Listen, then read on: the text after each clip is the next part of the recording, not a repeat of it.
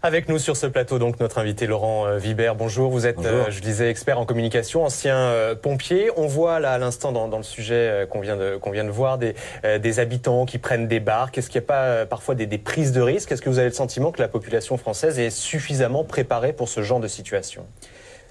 Pour être très honnête, très clair et avec l'expérience qui est la mienne, non, pas suffisamment. On a souvent tendance, en France et comme dans d'autres pays un peu latins, à faire confiance à l'organisation générale de l'État, du préfet du département, et on a du mal à s'engager et à se préparer, notamment à réaliser ce qu'on appelle des exercices de gestion de crise.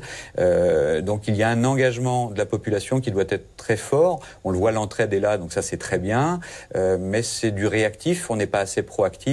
Il faut vraiment que l'on prenne en compte cette dimension de catastrophe naturelle ou pas, puisqu'on l'a vu aussi avec les attentats, pour que la conduite, notamment des populations, leur réaction soit peut-être plus adaptée à des situations d'exception. Alors c'est pas non plus l'angoisse et mettre la panique au sein de l'État. Précisément, qu'est-ce que la population, entre guillemets, a mal fait?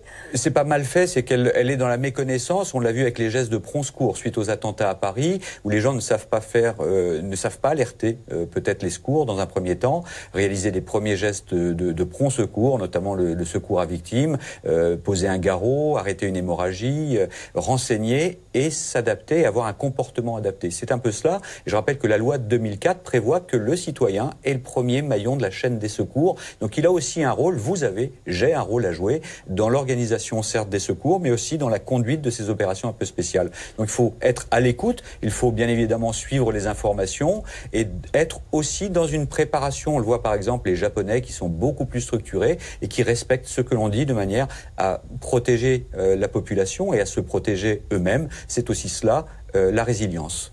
D'une manière générale, quel regard vous portez sur le déroulé des opérations? Est-ce que, par exemple, il est normal que le trafic RER soit interrompu, que les musées soient fermés? Certains le critiquent.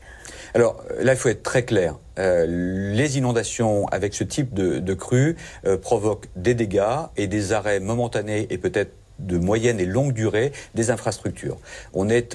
Et là, il faut aussi que la population soit consciente. Si on est sur une crue de type 1910, le métro risque d'être fermé pendant plusieurs semaines, voire plusieurs mois sur certains tronçons. Donc ça, c'est tout à fait normal. Et on voit bien que c'est une gestion de crise qui est très complexe, qui met en place aussi au niveau de l'État une cellule de crise interministérielle. Et puis avec aussi, on est en interzone, puisqu'on est avec plusieurs départements, plusieurs régions. Et il faut coordonner tout cela. C'est quelque chose d'exceptionnel et à situation exceptionnelle, mesure exceptionnelle. C'est un vrai travail lourd, on doit soigner les affres de cette crue. Merci Laurent Vibert pour toutes ces explications. Merci d'être venu sur notre plateau ce matin sur BFM TV. 10h52.